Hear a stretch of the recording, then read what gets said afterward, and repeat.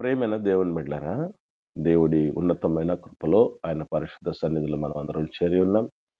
ఇటు గొప్ప కృపా భాగ్యమును మనందరికీ ధారాళంగా ఉచితంగా అనుగ్రహించిన మనందరి ఆత్మల కన్న తండ్రి అయిన దేవునికి క్రీస్తు ద్వారా కృతజ్ఞతాస్తుతి స్తోత్రాలు నేను చెల్లిస్తూ, క్రీస్తు యేసు రక్తము చేత కడుగబడి, పవిత్రపరచబడి, ప్రత్యేకించబడి దేవుడి సొత్తైన ప్రజలుగా ఉంటూ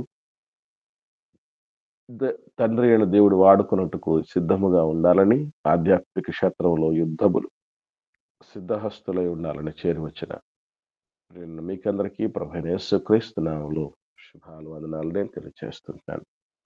గడిచిన సమయంలో దినములో మనం మత్తయి సువార్త 23వ అధ్యాయంలో మొదటి 7 వచనాలు మనం చూడటం జరిగింది. వారిలో శాస్త్రులు ఎవరు, పరిసయ్యులు ఎవరు, మరి వారు చెప్పి చెయ్యనిది ఏమిటో, అట్లాగే ఈ సంత వీధులకు సంబంధించినవి, రక్షరేకులకు సంబంధించిన చెంగులకు సంబంధించిన విషయాలు, అగ్రపీఠాలు అంటే ఏంటి, మోషే పీఠం అంటే ఏంటి, ఇవన్నీ మనం నేర్చుకోవటం అనేది జరిగింది. మీకు హోంవర్క్‌గా గూడా ఒక విషయం మీ ముందు ఉంచి మనం గడిచిన కాలపు ధ్యానాన్ని ముగించటం జరిగింది. అదే మత్తయి సువార్త 23వ అధ్యాయంలో 8, 9, 10 వచనాల్లో ఉన్నటువంటి విషయాలు. అందులో ప్రభులు వారు మీరైతే బోధకులని పిలువబడవద్దు. ఒక్కడే మీ బోధకుడు, మీరందరూ సహోదరుడు. ఇది మొదటి కాంట్రోవర్సీ విషయం ఇది. రెండవది భూమి మీద ఎవనికైనా తండ్రి అని పేరు పెట్టవద్దు. ఒక్కడే మీ తండ్రి, ఆయన పరలోకమందున్నాడు. ఇది రెండవది. పదవది 10వ వచనం 8వ వచనం లాంటిదే. మీరు గురువులని పిలువబడవద్దు. క్రీస్తు ఒక్కడే మీ గురువు. బోధకుడు, గురువు చిన్న స్లైట్ డిఫరెన్స్‌తో ఒకే అర్థాన్ని ఇస్తాయి. కాబట్టి 8వ వచనం, 10వ వచనం ఒక కాంట్రోవర్సీగా, 9వ వచనాన్ని మరొక కాంట్రోవర్సీగా మనం ధ్యానం చేద్దాం. నేను మీ నుంచి కోరుతున్నాను, మీరు బోధకులని పిలువబడవద్దు. ఒక్కడే మీ బోధకుడు, మీరందరూ సహోదరులు అని ప్రభువు మాట్లాడినటువంటి ఈ మాట. అలాగే గురువులని పిలువబడొద్దు. క్రీస్తు ఒక్కడే మీ గురువు అన్నటువంటి చెప్పిన ఈ 2 మాటలు ఒకే అర్థాన్ని ఇచ్చేవి గనక వాటి గురించి మనం ధ్యానం చేద్దాం. మొదటగా మనం గుర్తుపెట్టుకోవాల్సినటువంటి విషయాలేంటంటే, బైబిల్ గ్రంథంలో పరస్పరం వ్యతిరేకంగా అనిపించే విషయాలు కొన్ని కనపడతాయి. కాంట్రాడిక్ట్ అంటారు వాటిని. అసంబద్ధాలు అని అచ్చ తెలుగులో మాట్లాడతారు.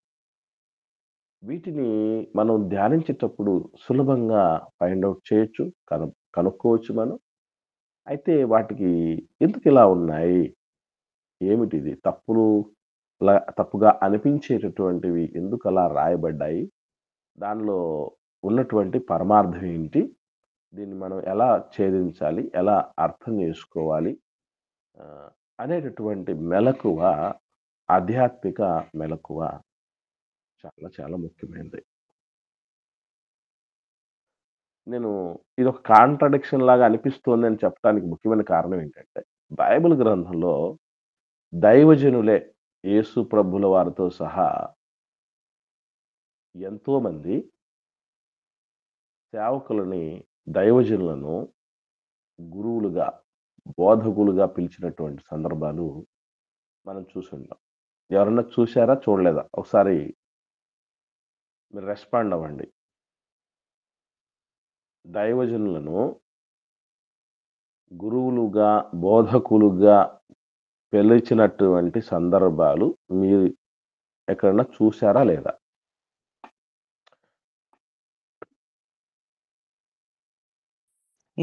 చూసినాంనా. ఎక్కడ చూసారమ్మా? కొన్ని ఎగ్జాంపుల్స్ అంటే మీరు రెఫరెన్స్ చెప్పకపోయినా అంటే బైబిల్ రెఫరెన్స్ గ్రంథంలోనేనా? బైబిల్‌లోనేనమ్మా. బైబిల్‌లోనే నేను అడుగుతున్నది. బైబిల్‌లో. అంటే బయట వారు మామూలుగా సేవకులు, ఆ! గురువులుగా, బోధకులుగా లేదు. పిలువబడుతున్నారన్న. లేదమ్మా. మనకు బైబిల్‌లో కూడా ఉన్నాయి. అది నేను అడుగుతున్నది. మీరెప్పుడన్నా ఎవరైనా చూసారా? స్వయంగా యేసు ప్రభుల వారే బోధకుడని కొందరిని పిలిచిన సందర్భాలు. అపోస్తలులు కూడా బోధకులు మీరు అని కొందరిని ఉద్దేశించి చెప్పిన సందర్భాలు ఉన్నాయి. మీరెవరైనా చూసారా వాటిని? మీరన్ సద్బోధకుడు అని ఒకాయన అంటే సంబోధిస్తాడు గదా! యేసు ప్రభువుని పిలిచింది కాదమ్మా. యేసు యేసు ప్రభువుని ప్రభువును పిలిచింది కాదు. మాట యేసు ప్రభువుని పిలిచినారన్న సద్బోధకుడని. యేసు ప్రభువుని పిలిచింది కాదమ్మా నేను చెప్పేది. యేసు ప్రభువే వేరే వ్యక్తులను బోధకుడని పిలిచిన సందర్భాలు. అపోస్తలులు వేరొకరిని బోధకులని పిలిచిన సందర్భాలు మీరెవరన్నా చూసారా? అది నేను అడుగుతున్నది. లేదు. ఎవరు చూడలేదమ్మా? రైట్. ఇప్పుడు నేను నతనయేలు గారిని పిలుస్తారు గదన్నా! నతానీయేలు గారిని కాదమ్మా. మీరు దగ్గరకొచ్చారు. ఇంకా చూద్దాం. యోహాను సువార్త 3వ అధ్యాయం. యోహాను సువార్త 3వ అధ్యాయము 10వ వచనం ఒకటి చదవండి. 10వ వచనం. యేసు ఇట్లనెను. నీవు ఇశ్రాయేలీయులకు బోధకుడవై ఉండి వీటిని ఎరుగవా? ఎవరండి ఈయన? నీ ఎవరండి? ఎవరి గురించి మాట్లాడుతున్నారండి యేసు ప్రభుల వారు? నికోదేమన్న. Very good. Very good. నీకోదేము గారిని స్వయంగా యేసు ప్రభుల వారే ఏమన్నారు? బోధకుడవై ఉండి. అంటే ఏంటి అర్థం? ఆయన ఎవరని? బోధకుడుగా ఉన్నాడు. ఇశ్రాయేలుకు బోధకుడనే కదండీ! ఇప్పుడు నా ప్రశ్న. ప్రభువే ఏమన్నాడు? మత్తయి సువార్త 23వ అధ్యాయం 8వ వచనం మనం చదివాం కదా! ఏమన్నాడు యేసు ప్రభుల వారు? మీరు బోధకులుగా అని పిలువబడొద్దు అన్నాడు. ఇప్పుడు ఈయన ఏమంటున్నాడు? బోధకుడవై ఉంటాడు కదా అంటున్నాడు. అంటే అర్థం ఏంటండి? బోధకుడిని పిలిచినట్టే కాదు. బోధకుడే కదా మిగతా వ్యక్తి. అవును. నువ్వు ఇది బోధించేవాడిగా ఉండి ఇది నీకు తెలియదా అన్నట్లు మాట్లాడినాడు. అదేనమ్మా. ఇప్పుడు నేనేమంటున్నానంటే, నా ప్రశ్న ఏంటంటే, యేసు ప్రభుల వారు బోధకులని మీరు పిలువబడొద్దు అని చెప్పి, ఆయన ఇంకొకరిని బోధకులని పిలుస్తున్నారేంటి? అంటే ఇక్కడ బోధకుడా అని పిలిచలేదన్నా. బోధకుడని పిలువబడుతున్నావు గదా! ఇది నీకు తెలియదా అన్నట్టు ఉందన్నా. పిలువబడేది కాదమ్మా అక్కడుండేది. బోధకుడవై ఉండి అన్నాడు. అంటే అర్థం ఏంటి? నువ్వు బోధకుడవై ఉండి అంటే బోధకుడవే నువ్వు. బోధకుడవై ఉండి అంటే బోధకుడవేనమ్మా. పిలువబడిన విషయం కాదు ఇక్కడుండేది. నువ్వు పిలువబడుతున్నావు అనలే. ఇశ్రాయేలుకు బోధకుడే ఉన్నావు గదా! అని మాట్లాడుతున్నాడు ప్రభు. అంటే ప్రభువు స్వయంగా బోధకుడని పిలిచినట్టే కదా ఆయన్ని. ఒక్కటి. సరే ఇక్కడ అలా అని వేరే విధంగా ఉందిలే అనుకోడానికి. ఇప్పుడు నేను అడుగుతున్న మరొక ప్రశ్న ఏంటంటే, అపోస్తలులు ఎవరినైనా బోధకులని పిలవటం గాని, బోధకులు మీరు అని చెప్పటం గాని, అది యేసు ప్రభు చెప్పినట్టా కాదా? లేదా దేవుడు చెప్పినట్టా కాదా చెప్పండి? అపోస్తలుల్లో అంటే మనకు సువార్త పత్రికల తర్వాత పత్రికలొస్తాయి గదా! కొత్త నిబంధన పత్రికలు. ఈ పత్రికల్లో ఎక్కడైనా ఏ అపోస్తలుడైనా మిగిలిన వారిని బోధకులు మీరు అని సంబోధిస్తున్నారు లేదా పిలుస్తున్నారు, ఆపాదిస్తున్నారు అంటే అది దేవుడి మాట కింద తీసుకోవాలా? లేకపోతే కొట్టిపడేయాలా? అది చెప్పండి. దేవుడి మాటే కదనా. 100% దేవుడి మాట కింద తీసుకోవాలి. కారణం ఏంటంటారు? అది మనకు తెలియాలి. యేసుక్రీస్తు ప్రభుల వారే సంబోధించినారు కదనా. బోధకుడవై ఉండి అని. నేను అక్కడి నుంచి కొంచెం ముందుకొచ్చానమ్మా. నేను అపోస్తలుల దగ్గరికి నేను అడుగుతున్న ప్రశ్న ఏంటంటే, అపోస్తలులు రోమీలకు రాసిన పత్రిక మొదలుకొని ప్రకటన గ్రంథం వరకు పుస్తకాలు రాశారు కదా! ఆ పుస్తకాలు రాసినటువంటి వాళ్ళు ఎవరినైనా బోధకులు అని ప్రస్తావించి ఉంటే, దానిని ప్రామాణికంగా తీసుకోవచ్చా? లేకపోతే కొట్టిపడేయాలా? అది నేను అడుగుతున్న ప్రశ్న. అంటే క్రీస్తు చెప్పిన మాటలే కదా సార్ వాళ్ళు కూడా చెప్పారు అని. అది. యేసు ప్రభుల వారు చెప్పినటువంటి మాటలే అపోస్తలులు చెప్తారు. చెప్పమన్న విషయాలే నేను మీకు ఏ సంగతులు ఆజ్ఞాపించానో అవి వాళ్ళు గైకొనాలి అని మీరు బోధించండి అని అంటారు కదా! కాబట్టి మనం అలాగే వాళ్ళు ఏ మాట పలికినా కూడా అది దేవుడి మూలమై ఉండేది, పరిశుద్ధాత్మని ప్రేరేపితమై ఉండేది గనుక, వారి మాటలని మనము దేవుడి మాటలుగానే, క్రీస్తు మాటలుగానే స్వీకరించాలి. ఇది గుర్తుపెట్టుకోవాలి. ఓకే. ఇప్పుడు కొన్ని విషయాలు చూద్దాం. రోమీయులకు రాసిన పత్రిక 2వ అధ్యాయం. జాగ్రత్తగా వీటిని మనం విడదీసుకుంటూ ఆలోచన చేస్తూ ముందుకు సాగాలి. లేకపోతే చాలా ఇబ్బంది అనిపిస్తుంది. 2వ అధ్యాయం 17వ వచనం. 17వ వచనం. నీవు యూదుడువని పేరు పెట్టుకొని ధర్మశాస్త్రమును ఆశ్రయించి దేవుని యందు అతిశయించుచున్నావు కావా? ఒక్క నిమిషం అమ్మా, ఇక్కడ ఆలోచన చేయండి. ఈ వచనం ఎందుకు చదివించానంటే, ఎవరి గురించి మాట్లాడుతున్నారు పౌలు గారు అని గుర్తుంచుకోవటానికి చదివించిన మాట ఇది. ఎవరి గురించి మాట్లాడుతున్నారు చెప్పండి?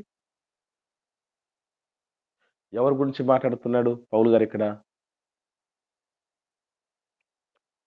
యూదులందరి గురించి యూదుల గురించి యూదుల్లో ఉన్న రక్షణ పొందిన వాళ్ళ గురించి మాట్లాడుతున్నాడు. ఎందుకంటే ఒకసారి ప్రారంభ వచనం రోమీయులకు రాసిన పత్రికలో కాబట్టి ప్రారంభ వచనం నుండి చూడగలిగితే, యేసుక్రీస్తు దాసుడు, అపోస్తలుగా ఉంటకు పిలువబడినవాడు, దేవుని సువార్త నిమిత్తం ప్రత్యేకించబడిన వాడైన పౌలు రోమాలో ఉన్న దేవుని ప్రియులందరికీ అనగా పరిశుద్ధులుగా ఉన్నట్టుకు పిలువబడిన వారందరికీ రాయినది. కాబట్టి వీళ్ళు యూదులలో నుంచి రక్షణ పొందినటువంటి వాళ్ళు. ఇది గుర్తుపెట్టుకోండి, ఇది మనసులో పెట్టుకోండి. వీళ్ళను ఏమని మాట్లాడుతున్నాడు పౌలు గారు? 21వ వచనం ఇప్పుడు చదువు. 17వ వచనం చదివే కదా, 2వ అధ్యాయం రోమీయులకు రాసిన పత్రిక 17 చదివాం కదా ముందు. ఇప్పుడు 21 చదువుదాం. ఎదుటి వానికి బోధించు నీవు నీకు నీవే బోధించుకొనవా? అంటే ఎదుటివాడికి చాలమ్మా, మనకు రావాల్సిన విషయం తెలిసిపోయింది. ఎదుటివాడికి యూదుల్లో నుంచి రక్షణ పొందినవాడు ఏం చేస్తున్నాడు? బోధిస్తాను. బోధించేవాడిని ఏమనాలి? బోధకుడు అని. తప్ప బోధకుడు అని అలా పిలవటం తప్ప. బోధించేవాడిని బోధకుడు అనుకుని ఏమంటారండి? బోధకుడు అంటారు. 12వ అధ్యాయంకి వద్దాం. రోమీయులకు రాసిన పత్రిక 12వ అధ్యాయం 8వ వచనం చూడండి. బోధించువాడైతే బోధించుటలోను, హెచ్చరించువాడైతే హెచ్చరించుటలోను పని కలిగి ఉందుము. ఇక్కడ కూడా ఏం చెప్తున్నాడు పౌలు గారు? బోధించేవాడు బోధకుడు. ఓకేనా? మీకు డైరెక్ట్ గా కావాలి, మాకు ఇదేదో వేరే విధంగా అనిపిస్తున్నాయి, దొంగతిరుగులాగా అనిపిస్తున్నాయి, స్ట్రైట్ గా లేవు అని అంటే, ఇప్పుడు స్ట్రైట్ గా ఉండే దాని దగ్గర కూడా వద్దాం. హెబ్రీయులకు రాసిన పత్రిక 5వ అధ్యాయము 12వ వచనం చదవండి. కాలమును బట్టి చూచితే మీరు బోధకులుగా ఉండవలసిన వారై ఉండగా దేవోక్తులలో మొదటి మూల పాఠమును ఒకడు మీకు మరలా బోధింపవలసి వచ్చెను. ఇప్పుడు పౌలు గారు స్ట్రైట్ గా అడుగుతున్నాడు. ఏమని అడుగుతున్నాడండి? మీరు బోధించే వాళ్ళగా ఉండవలసిన బోధకులుగా ఉండవలసిన వారై ఉండగా అన్నాడు. రైట్. ఇప్పుడు పౌలు గారు ఎవరు?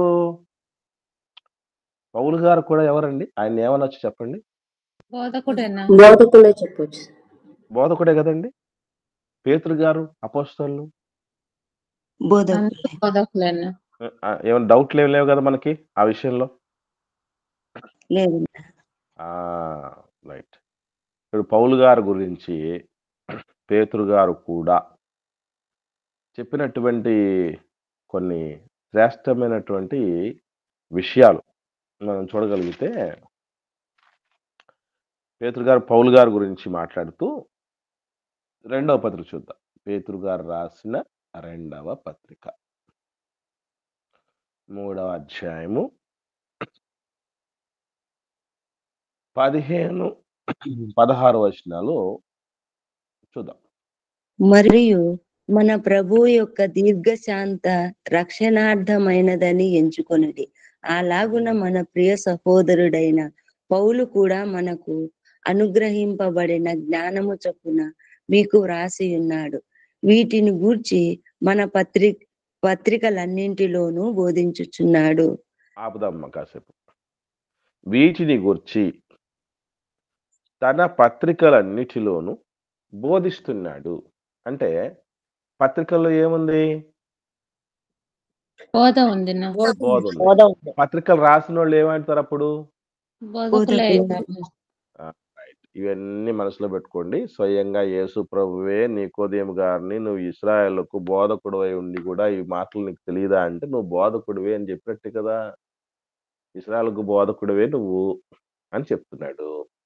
ఈవెన్ పౌలు గారు మాట్లాడిన మాటల్లో, పేతురు గారు మాట్లాడిన మాటల్లో బోధకులు ఉన్నారు. బోధకులుగా ఉండాల్సిన వాళ్ళు మీరు అని మాట్లాడుతూ చెప్తున్నారు. ఇప్పుడు మరలా మత్తయి సువార్త 23వ అధ్యాయము 8వ వచనం కొద్దాం. 8వ వచనంలో ఏమన్నాడు యేసుప్రభుల వారు? మీరైతే బోధకులని పిలువబడవద్దు, ఒక్కడే మీ బోధకుడు, మీరందరూ సహోదరులు. సహోదరులు అన్న. ఇప్పుడు చెప్పండి. యేసు ప్రభుల వారు చెప్పినటువంటి మత్తయి సువార్త 23వ అధ్యాయం 8వ వచనంలో ఉన్నది కరెక్టా? తర్వాత ఆయనే బోధకులు అని వేరే వ్యక్తులను పిలిచినది వంటిది, అలాగే తర్వాత సువార్త పత్రికల్లో ఈ కొత్త నిబంధన పత్రికల్లో రాయబడినటువంటివి బోధకులు, బోధకులు, బోధకులు, బోధకులు అని చెప్పబడినవి ఇది కరెక్టా? ఏది కరెక్ట్ అంటారు? ఇప్పుడు నా ప్రశ్న. ఇప్పుడున్న బోధకుల్ని, ఇప్పుడున్న సేవకుల్ని బోధకుడా అని అనకూడదా? అనొచ్చు పిలవకూడదా? అనొచ్చు అనొచ్చు అయితే మరి అనొద్దు అని యేసుప్రభు అన్నదానికి జవాబు చెప్పాలి. బోధకులు అనకూడదు అన్నారనుకోండి. వినండి అమ్మా, వినండి ఫస్ట్. అనకూడదు అన్నారనుకోండి. మత్తయి సువార్త 23వ అధ్యాయం 8వ వచనం ప్రకారం అయ్యయ్యో అలా పిలవకూడదు అన్నారనుకోండి. ఆ తర్వాత మనం ఇప్పటివరకు చూసినటువంటి వచనాలకు ఆన్సర్ చెప్పాలి. ఇప్పుడు మాట్లాడండి. బోధకులకు సహోదరులు అన్నారు కదా సార్. అక్కడ నా- బోధకుడు ఒక్కడే, ఆ, మీరందరూ నాకు సహోదరులు అన్నారు. అవునమ్మా. బోధించే ప్రతి ఒక్కరూ సహోదరులు అంటే ఆ బోధకులే కదా అవుతారు. అది కాదమ్మా అక్కడ ఉండేది. మీరు సహోదరులు అవుతారు తప్ప బోధకులు కారు అని చెప్తున్నాడు అక్కడ యేసుప్రభుల వారు. మత్తయి సువార్త 23వ అధ్యాయం 8వ వచనంలో చెప్పింది ఏంటంటే, మీరు బోధకులు కాదు, పిలువబడద్దండి మీరు బ్రదర్సు అని చెప్తున్నారు. తండ్రి ఇక్కడేమో ఆయన ఒక్కడే బోధకుడునా? చెప్పమ్మా. తండ్రి ఒక్కడే బోధకుడునా? ఇంకా మిగతా వాళ్ళందరూ తండ్రి చెప్పిన వాటినే చెప్తారు కాబట్టి వాళ్ళు బోధకులు. ఆయన తండ్రి ఒక్కడే బోధకుడు. మరి అదేనే మన నేను అంటున్నది ఏంటంటే, ఆయన ఒక్కడే బోధకుడు అయినప్పుడు యేసు ప్రభువే నువ్వు ఇశ్రాయేలుకు బోధకుడు అని నీకోదేము గారిని పిలిచాడు. తర్వాత పత్రికల్లో మీరు బోధకులు, బోధకులు, బోధకులు అని వాళ్ళందరూ మాట్లాడుతున్నారు. మరి ఎందుకు వాళ్ళు మాట్లాడారు? అప్పుడు ఇవన్నీ తప్ప మిగతావి?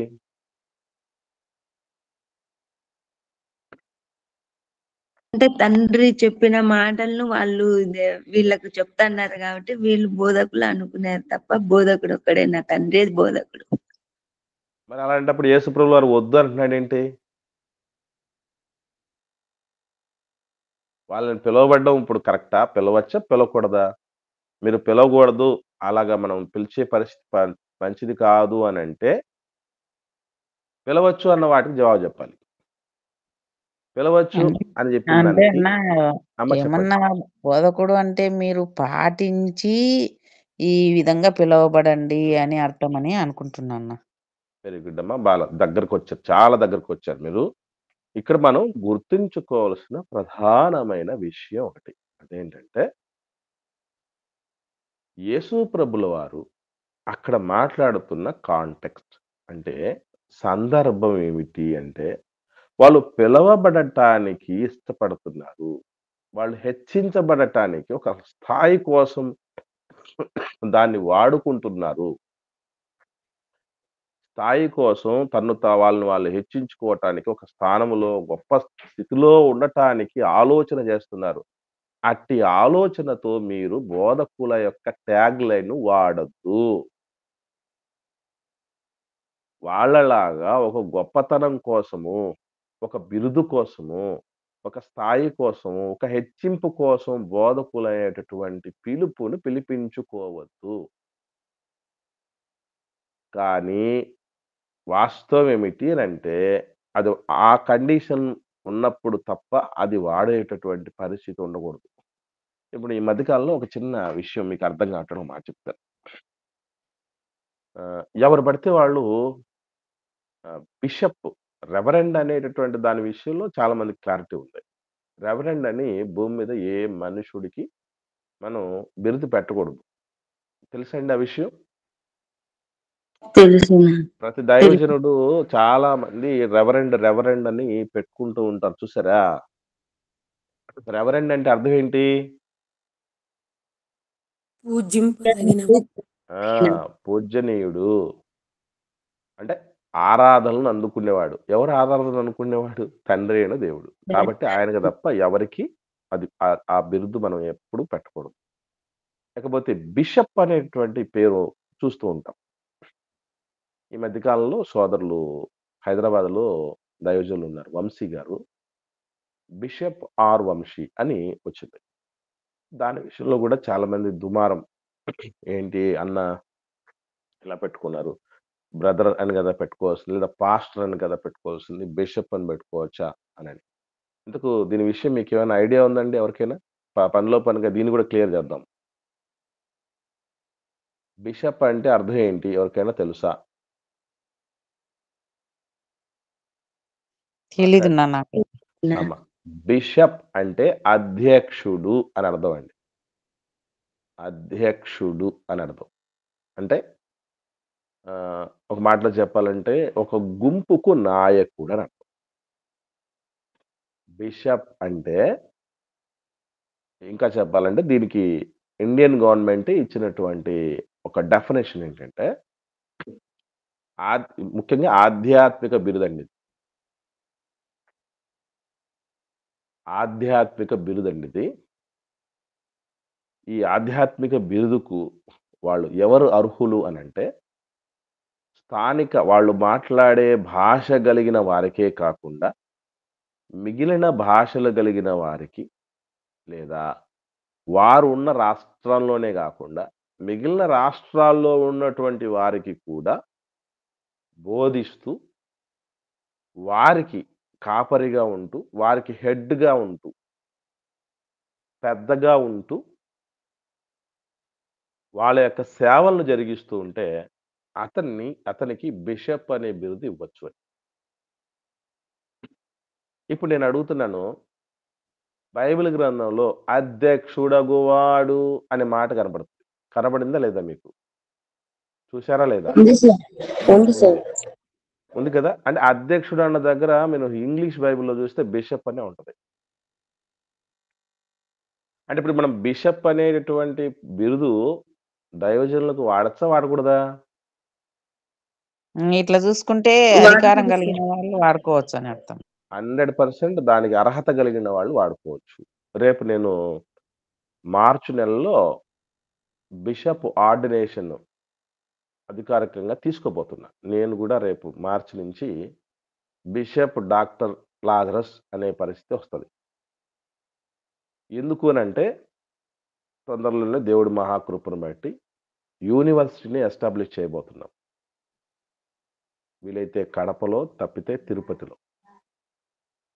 కాబట్టి ఇప్పుడు ఆ బిరుదు రేపు నేను వచ్చినప్పుడు మీరు వామ్మో! ఇతడేదో పాపాత్ముడైపోతున్నాడు, దుర్మార్గుడైపోతున్నాడు అనే ఆలోచన చేయకండి. ఎందుకంటే ఈ క్లారిటీ మీకు లేకపోతే 10 రకాలుగా చెప్పుకోవడానికి అవకాశం ఉంటుంది. బిషప్ అనేది తీసుకోవటం తప్పు కాదు. మనం యూనివర్సిటీ ఎస్టాబ్లిష్ చేసిన తర్వాత ఈ రాష్ట్రం మాత్రమే గాకుండా తెలుగు భాష మాట్లాడేవాళ్ళు ఏ రాష్ట్రాల్లో ఉంటారో, ఇతర దేశాల్లో ఎవరన్నా ఉన్నా గూడా వాళ్ళకి కూడా మనం కోర్సెస్ ఆఫర్ చేసి మనం వాళ్ళకి నేర్పించబోతాం. కాబట్టి 100% ఇంకొకటేంటంటే గవర్నమెంటు ఏదైనా ఒక ఇష్యూను క్లియర్ జేయటానికి ఒక గుంపు తరపున ఒక పెద్దగా రిప్రజెంటేటివ్ అంటారు కదా! ప్రతినిధిగా వెళ్ళాలి అంటే వాట్ ఈస్ యువర్ క్వాలిఫికేషన్ అని అడుగుతుంది government. This is my qualification. Already certified అయినటువంటి ఒక యూనివర్సిటీలో నుంచి నేను ఇదిగో ఆర్డినేషన్ పొందాను. అభిషేకం బిషప్‌గా అభిషేకం నేను తీసుకున్నాను అనేటువంటి ఆ సర్టిఫికేషన్ అనేది ఉంటుంది. అటు ఒక గుంపు అసలు వాస్తవంగా చెప్పాలంటే ఇప్పటికీ ఆన్‌లైన్‌లోనే మనం ఆ స్థాయి, ఆ అర్హత వచ్చింది. ఎందుకంటే ఈ రాష్ట్రం, ఆంధ్ర రాష్ట్రంలో మాత్రం కాకుండా కర్ణాటకలో ఉన్నటువంటి దేవుని బిడ్డలు కూడా జాయిన్ అవుతున్నారు. వాళ్లకు మనం బోధిస్తున్నాం. అంటే ఈ రాష్ట్రంలోనే కాకుండా వేరే రాష్ట్రంలో ఉన్నోళ్ళకి కూడా మనం బోధ నేర్పిస్తున్నాం అంటే అన్‌అఫీషియల్ బిషప్ ఇక్కడ. అంతే కదండీ! వేరే రాష్ట్రాల వాళ్ళకి కూడా మాట్లాడుతున్నానంటే అన్‌అఫీషియల్. కాకపోతే అఫీషియల్‌గా తెచ్చుకోగలగాలి దాన్ని. అప్పుడే రేపేదన్నా మనకు గవర్నమెంట్ పరంగా ఏదన్నా ఇష్యూస్ వచ్చినా చేసినా వాటిని మనం డీల్ చేయటానికి గవర్నమెంట్‌తో ఒక గౌరవస్థానమైనటువంటి పరిస్థితి రావటానికి 100% లోక చట్టాలను అనుసరించినా, లేకపోతే దైవ చట్టం విషయంలో ఆలోచన చేసినా బిషప్ అనేటటువంటిది అర్హత కలిగిన వాళ్ళు తీసుకోవచ్చు. అర్హత లేనోళ్ళు తీసుకోవడానికి లేదు. కానీ రెవరెండ్ అనేటటువంటిది మాత్రం ఎవ్వరు ఈ భూమి మీద పెట్టుకున్నా కూడా తప్పు. ఎందుకంటే అది పూజ్యనీయుడికి సంబంధించిన పదం. ఓకే. రెవరెండ్ లాంటి పదం కాదు బిషప్. ఈ డిఫరెన్స్ గుర్తుపెట్టుకోండి. కాబట్టి ఇప్పుడు మీ బోధకుడిని బోధకుడని పిలవచ్చా? పిలవకూడదా? పిలవచ్చునా? 100% పిలవచ్చు. ఎప్పుడు అంటే వాళ్ళు దానిని కేవలం వాళ్ళ అర్హత లేకపోయినా వీళ్ళు అర్హత లేనోళ్ళు. ఎవరు? శాస్త్రులు, పరిసయ్యులు అర్హత లేనోళ్ళు. బోధకులుగా ఉండడానికి అవకాశం లేనోళ్ళు. వాళ్ళకంటే తమను తామే హెచ్చించుకొని ఇతరులను తృణీకరించేటటువంటి కొందరు పరిసయ్యుల గురించి యేసుప్రభుల వారు ఈ మాటలు చెప్తున్నారంటారు. పరిసయ్యులు అందరూ కాదు, మళ్ళీ చెప్తున్నాను మళ్ళీ. శాస్త్రులు, పరిసయ్యులు అని చెప్పినంత మాత్రం చేత అందరినీ యేసుప్రభుల వారు ఒక ఘాటికి కట్టల. ఇంతకుముందు చెప్పాను నేను. అదే శాస్త్రుల గుంపులో నుంచి ఒక నికోదేము గారొచ్చారు. అదే పరిసయ్యుల గుంపుల్లో నుంచి చాలామంది బాప్తిస్మిచ్చే యోహాను గారి దగ్గర బాప్తిస్మాలు తీసుకున్నారు. అదే పరిసయ్యులు యేసు ప్రభుల వారిని ఇంటికి పిలిచి ఆతిథ్యం ఇచ్చారు. ఎన్నో రీతులుగా వాళ్ళలో కూడా కొంతమంది మంచోళ్ళు. సుంకం తీసుకున్న వాళ్ళందరూ పాపాత్ములు కాదు. అలా అనుకుంటే మత్తయి ఎవరు? గుత్తదారుడును. గుత్తదారుడికి, సుంకం వసూలు చేసేవాడికి, సుంకపు గుత్తదారుడికి డిఫరెన్స్ ఉందమ్మా. ఆ డిఫరెన్స్ గుర్తుపెట్టుకోండి. సుంకం వసూలు చేసేవాడు మత్తయ్య గారు. సుంకపు గుత్తదారుడు జక్కయ్య. ఈ డిఫరెన్స్ ఏంటంటే జస్ట్ ఒక సాధారణ టాక్స్ కలెక్టర్‌ని సుంకం వసూలు చేసేవాడంటారు. ఈ టాక్స్ కలెక్టర్‌లు కొంతమంది ఒక గుంపు ఉంటారు అతని కింద. ఆ వ్యక్తిని సుంకపు గుత్తదారుడు అంటాడు. ఇంకా చెప్పాలంటే ఒక సుపీరియర్ ఆఫీసర్. టాక్స్ కలెక్ట్ చేయటంలో ఒక ఉన్నతాధికారిని సుంకపు గుత్తదారుడు అంటారు. అంటే ఒక మాటలో చెప్పాలంటే ఇప్పుడు కాంట్రాక్టర్ అంటారే, గుత్తకిచ్చామని అంటారే. కాంట్రాక్టర్ కింద కొంతమంది వర్కర్స్ ఉంటారు కదా! ఆ వర్కర్స్ సుంకం వసూలు చేసేవాళ్ళు. ఈ వసూలు చేసేవాళ్ళందరూ కలిసి తీసుకొచ్చి అతనికిస్తారు. గుత్తదారుడికిస్తారు. గుత్తదారుడు ఎళ్లి గవర్నమెంట్‌కిస్తాడు. కాబట్టి సుంకం వసూలు చేసేవాడికి, సుంకపు గుత్తదారుడికి డిఫరెన్స్ ఉంది. ఇప్పుడు మత్తయ్య గారు ఎవరు? సుంకం వసూలు చేసేవాడు. సుంకం వసూలు చేసేవాడు మాత్రమే. జక్కయ్య గారు ఎవరు? గుత్తదారుడు. గుత్తదారుడు. అంటే వీళ్ళిద్దరిలో పెద్ద క్యాడర్ ఎవరిదండి? జక్కయ్య గారిదన్న. అది. అదనమాట. Very good. ఈ డిఫరెన్సెస్ మనకు తెలియాలి. ఓకే. రైట్. ఇప్పుడు గుర్తుపెట్టుకోండి. అలా అందరిని ఒక ఘాటికి మనం కట్టే పరిస్థితి ఎప్పుడు చేయకూడదు. బోధకులని కొందరిని అర్హులైనటువంటి వారిని మనం పిలవటం తప్పు కాదు, పాపం కాదు. కానీ ఏది పాపం అనంటే ఎవరైతే అర్హత లేని వాళ్ళున్నారో, ఎవరైతే దానికి తగిన వారు కాదో, కేవలం వాళ్ళు గొప్పోళ్ళని అనిపించుకోవటానికి, వాళ్ళు హెచ్చించుకోవటానికి, ఒక అధికార సూచనక ఒక మాట చెప్పాలంటే ఏదో జులుం అంటారే, ఆ జులుం ప్రదర్శించటానికి ఎవరైతే దాన్ని దుర్వినియోగపరుచుకుంటారో వాళ్ళని ఖండిస్తున్నాడు ప్రభువు. ఇది మనం గమనించాలి. అంతే తప్ప ఇలా ఉండకూడదు. మీరు బోధకుల స్థాయికి ఎన్ని సందర్భాలు చెప్పాడండి యేసుప్రభుల వారు. నా నా మందను మేపు, నా మందను కాయ అంటే ఏం చెప్తున్నాడు పేతురు గారికి చెప్పండి? బోధకుడుగా ఉండు అని చెప్తారు. పేతురు నువ్వు బోధకుడవ్వాలి. నన్ను ప్రేమిస్తున్నావంటే దాని కొలమానం నువ్వు బోధకుడవ్వాలి. నిజంగానండి ఒక మాటలో చెప్పాలంటే ప్రతి కుటుంబంలో పురుషుడు ఉన్నదే దేవుని సేవ చెయ్యటానికి. కుటుంబంలో పురుషుని యొక్క పాత్రకి ఒకే ఒక ఉద్దేశం ఒకటే ఏదన్నా ఉందంటే అది దేవుని కాడి నమ్మకంగా సమర్థతతో మోయటానికి. నిజంగా దేవుడి విషయంలో నేను ఎంత సంతోషపడుతుంటా అంటే 21 ఏట 21st ఇయర్ నుంచి ఇప్పటిదాకా రేపు తుది శ్వాస విడిచేదాకా ఈ కాడిని నేను నమ్మకమైన వాడిని కాకపోయినా, సమర్థుడిని కాకపోయినా నాకు ఇచ్చాడు దేవుడు.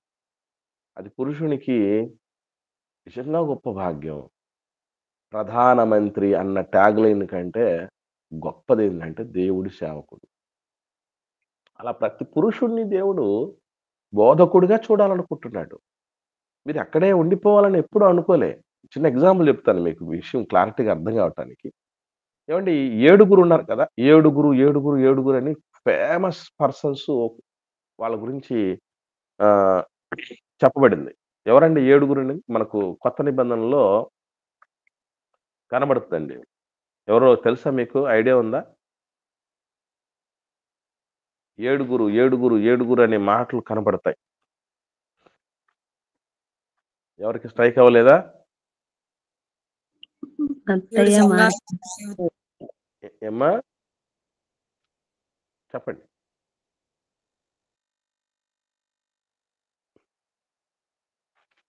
ఏడు సంఘాలు 7 సంఘాల గురించి కాదమ్మా. సంఘాలు బ్రదర్సే. గురించినా? వ్యక్తుల గురించి ఉంది. యోహాను వాళ్ళు కాదమ్మా. ఈ అపోస్తలులు కాదు.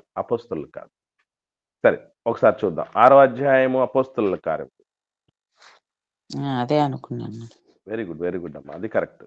అక్కడ దాకా వచ్చారంటే మీరు మంచిగా 5వ వచనంలోనా? వెరీ గుడ్ అమ్మా. 6వ అధ్యాయము అపోస్తలుల కార్యములు 5వ వచనం నుండి చదవండి. ఈ మాట జన సమూహం అంతటికి ఇష్టమైనందున వారు విశ్వాసముతోను పరిశుద్ధాత్మతోను నిండుకొనిన వాడైన స్తెఫెను, ఫిలిప్పు, ప్రోకోరు,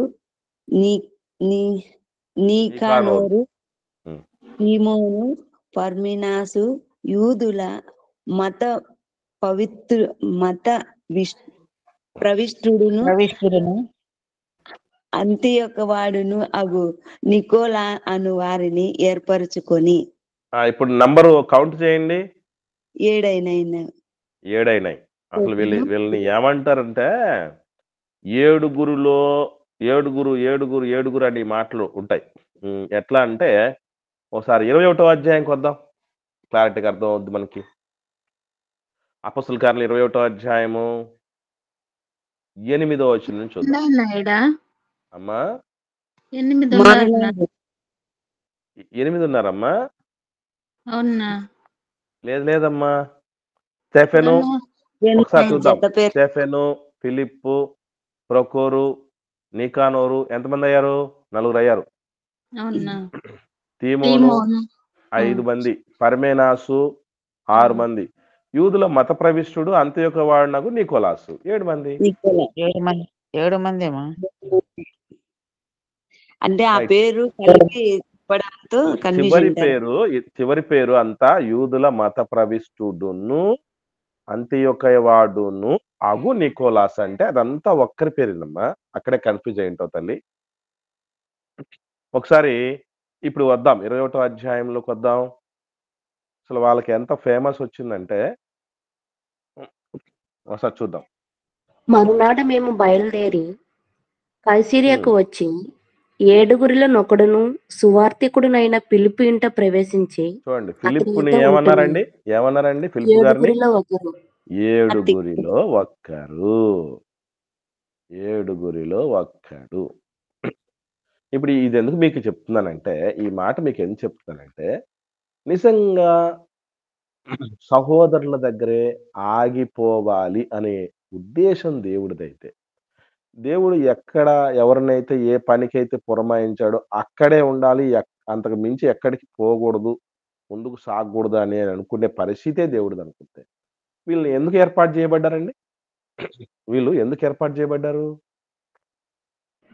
సువార్త ప్రకటించడానికి సార్, బోధించడానికి. కాదమ్మా, కాదు తల్లి. వాళ్ళు ఒకరిలో ఒకరు పోట్లాడుకొని మేం చేయాలా అని అనుకునేటప్పుడు ఏ అది కాదు. ఏం చేయాలనమ్మా? ఏం చేయాలని? ఆహారం ఒకసారి రెండో పంచిపెట్టుట వచనం చూడండమ్మా. రెండో వచనం చూడండి. అపొస్తలుల కార్యములు అప్పుడు 6వ అధ్యాయం 2వ 12 వచనం. లెక్కలు చూడడానికి. అప్పుడు 12 అపోస్తలులు తమ యొద్దకు శిష్యులను సమూహమును పిలిచి, మేము దేవుని వాక్యము బోధించుట మాని ఆహారము పంచిపెట్టుట యుక్తము కాదు.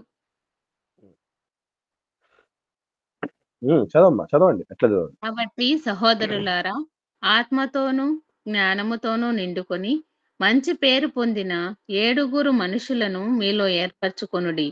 మేము వారిని ఈ పనికి నియమింతుము. ఏ పనికండి? ఏ పనికి? ఏ పనికి? పంచిపెట్టుట. ఆహారము పంచిపెట్టే పని. ఈ 7 ఏం పని ఉండింది ముందు? పంచిపెట్టుట అంటే బల్లల పరిచర్య చేయుట అని. బల్ల యొద్ద పరిచర్య చేయటం ఫుట్ నోట్ లో ఉంటుందండి. Very good. ఇక్కడ నేను ఏమంటున్నానంటే, వాళ్ళను ఏర్పాటు చేసిన పని ఏంటి? ప్రారంభంలో ఏ పని?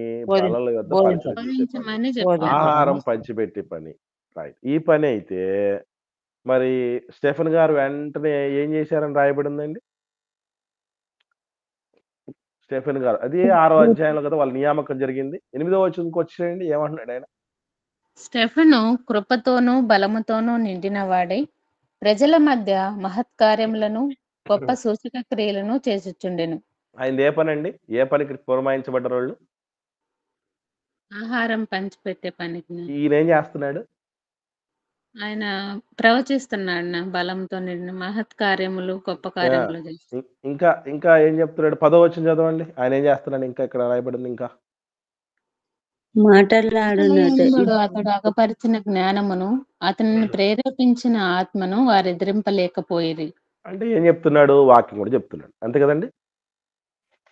తర్కిస్తున్నాడు, వాక్యం మాట్లాడుతున్నాడు, సూచకులు చేస్తున్నాడు, మాత్కారాలు చేస్తున్నాడు. నా ప్రశ్న ఏంటంటే, వాళ్ళు దేనికి నియమించబడ్డారు? ఏం చేస్తున్నారు? దీన్ని మనం ఎలా అర్థం చేసుకోవాలి చెప్పండి?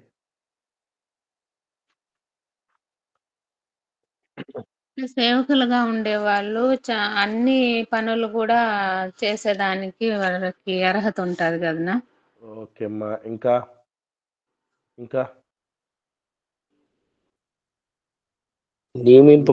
అంటే నాకు చెప్పండి ఆయన. సురేష్ మాట్లాడు. ఇంకా వాళ్ళు ఎక్కువ రెస్పాన్సిబిలిటీస్ తీసుకున్నారు. Very good. ఇంకా ఇక్కడ మనం గుర్తుపెట్టుకోవాల్సిన విషయం ఒకటే, వాళ్ళు రెస్పాన్సిబిలిటీస్. చెప్పమ్మా, చెప్తాలి. ఆత్మీయ జీవితంలో అభివృద్ధి చెందారు. ఓకే. ఇక్కడ మనం గుర్తుంచుకోవాల్సిన విషయం ఏంటంటే, బల్ల యొద్ద పరిచర్య చేయుటకు నియమించబడిన వారిని బల్ల యొద్దే బంధించలేదు. వాళ్ళు బంధించబడలేదు. అక్కడ జరిగినటువంటి ఆ మార్పు ఒక చిన్న విషయంలో తెలిపోద్ది. ఆ పొర తెలుసుకోవాలి. ఉల్లి పొర లాంటి మార్పు అది. తీక్షణంగా బైబిల్ని ధ్యానం చేస్తే తప్ప అర్థం కాదు. 6వ అధ్యాయం కొద్దాం. అపోస్తలుల కార్యములు 7వ వచనం చదవండి. 7వ వచనం చదవండి. దేవుని వాక్యము ప్రబలమై శిశువుల సంఖ్య యెరూషలేములో బహుగా విస్తరిస్తోంది. దేవుడి వాక్యం ప్రబలమవుతుంది అన్నప్పుడే మనం అర్థం చేసుకోవాల్సిన విషయం ఏంటంటే, బల్ల యొద్ద పరిచర్య చేసిన వాడు బోధకుడు అవుతున్నాడు. అందుకే వెంటనే తర్వాత వచనం నుంచి ఎవరు వస్తారు?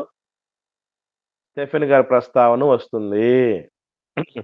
నెక్స్ట్ 8వ అధ్యాయంకి వద్దాం. ఇంకా క్లారిటీగా 8వ అధ్యాయంకి వద్దాం. ఇక్కడ మరొక వ్యక్తి కనపడుతుంది. 7గురిలో రెండో వ్యక్తి. ఎవరండి? 7గురిలో రెండో వ్యక్తి ఎవరు? పిలుపు గారినా? ఫిలిప్ గారు. వెరీ గుడ్ అమ్మా. Very good. Very good. 8వ అధ్యాయంకి వద్దాం. అపోస్తలుల కార్యములు 5వ వచనం. 5వ వచనం.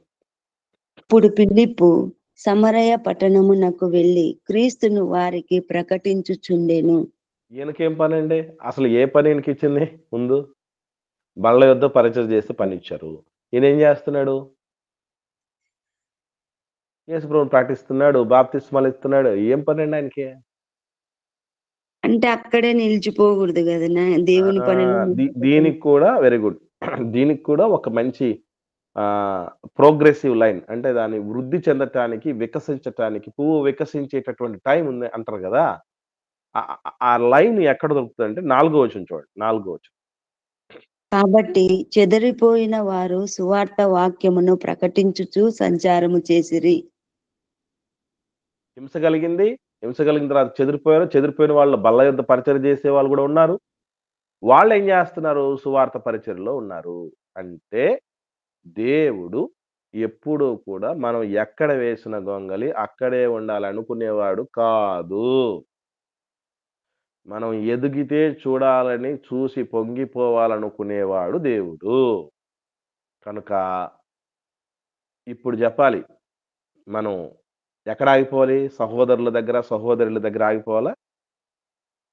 బల్ల యొద్ద పరిచర్య చేసే దగ్గర ఆగిపోవాలా చెప్పండి?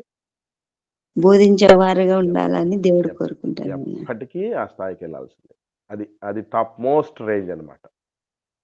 దేవుడిచ్చిన అధికారంలో అత్యంత గొప్పదైనటువంటి భాగ్యవంతమైనటువంటి స్థానం ఏంటంటే బోధకుడు. ఆడకూతురికి మరి సార్థకత ఏంటి అంటే మీరే చెప్పాలి. ఆడబిడ్డలే చెప్పండి. ఆడకూతురికి సార్థకత ఏంటి తెలుసు చెప్పండి ఒకసారి. ఎవరైనా అర్థమైనోళ్ళు. వాళ్ళకు సహకారులుగా ఉండాలి. ఇంకొంచెం దగ్గర రావాలమ్మా. ఇంకొంచెం దగ్గర.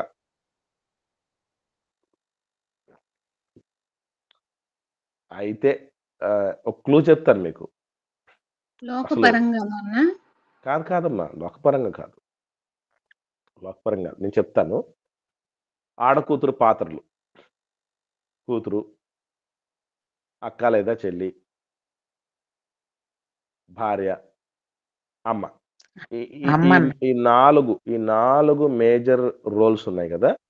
ఈ రోల్స్‌ను ఆధ్యాత్మికతకు ఆపాదించి చెప్పగలగాలి. చాలా సులభం. ఏం లేదు. కూతురైతే సేవకుడి కూతురవ్వాలి.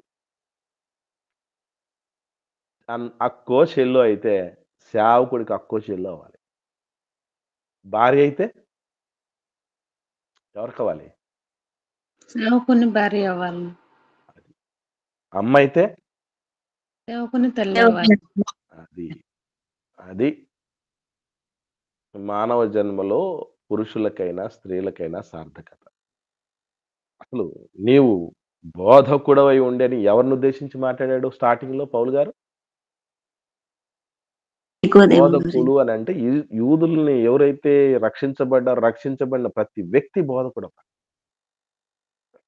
కోత విస్తారం ఉంది, పనివారు కొద్దిగా. పనోళ్ళంటే ఎవరండి? బోధించే వాళ్ళు. బోధకులే. కాకపోతే మనం చేయాల్సింది ఏంటంటే బోధించిన వాళ్ళం అందరికంటే ముందు తనకు బోధించుకోవాలి. సేవకు తను మాదిరిగా మందకు మాదిరిగా ఉండగలగాలి. బోధకు మాత్రమే పరిమితం కాకుండా అది బ్రతుకులో కూడా పాటించాలి. అది స్థాయి. ఇప్పుడు మనకు టైం అయిపోయింది కాబట్టి బోధకుడి దగ్గర ఆపేద్దాం. ఇకపోతే ఈ గురువు విషయం కూడా అంతే. ఇప్పుడు నేను అడుగుతున్నాను, గురువు అని ఎవరైనా పిలవచ్చా, పిలవకూడదండి? పిలవచ్చున. మనకు తెలియనేది నేర్పించేవాడు గురువు. ఇప్పుడు మరి మీరు గురువులని పిలవబడొద్దు అని చెప్పిన యేసుప్రభు మాటని మనం ఎలా అర్థం చేసుకోవాలి? ఇది కూడా అంతే సేమ్. ఎట్లాగో ఉండే వాళ్ళ దగ్గర వాళ్ళు అర్హులు కాకపోయినా గురువులని పిలిపించుకోవాలనుకుంటున్నారు. హెచ్చించుకోవటానికి పిలిపించుకుంటున్నారు. అలా హెచ్చించుకోవటానికి, గొప్పలకు పోవటానికి నువ్వు దాన్ని దుర్వినియోగపరచొద్దు. అది చాలా ప్రధానమైనటువంటిది, ఉన్నతమైనది అని ప్రభువు చెప్తున్నారు. ఇది బోధకుడికి, గురువుకు సంబంధించినటువంటి విషయం. ఓకే. మనం నెక్స్ట్ డే ఇంకా చాలా చాలా పవర్‌ఫుల్ విషయం. ఏమిటది? మత్తయి సువార్త 23వ అధ్యాయము 9వ వచనం. భూమి మీద ఎవనికైనా తండ్రి అని పేరు పెట్టొద్దు. ఒక్కడే మీ తండ్రి. అలాంటప్పుడు మీకు 2 విషయాలు, 2 కోణాల్లో. బైబిల్ కోణములో తండ్రి, తండ్రి, తండ్రి అని మనుషులనే పిలిచిన సందర్భాలు ఎన్నో ఉన్నాయి బైబిల్‌లో. పాత నిబంధనలోను, క్రొత్త నిబంధన అవన్నీ మీకు చూపిస్తాను రేపు. ప్లస్ జనరల్‌గా ఆలోచన చేస్తే మన భౌతికమైన తండ్రిని మనం తండ్రి అని పిలవచ్చా? పిలవకూడదా? పిలుస్తున్నాం కదా ఇప్పటిదాకా. మరి ఇప్పటి నుంచి మానేయాలా? మానేస్తే ఏమని పిలవాలి? పేరుతో పిలవాలా?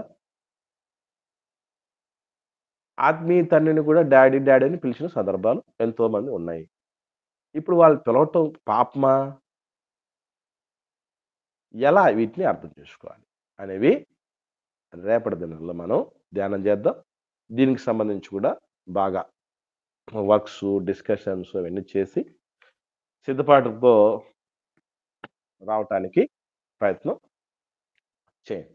ఓకే. ఇప్పటి వరకు విన్నటువంటి బోధకుడికి సంబంధించి, గురువుకు సంబంధించి విన్న వాటిలో మీకు ఏమైనా సందేహాలు ఉంటే అడగండి.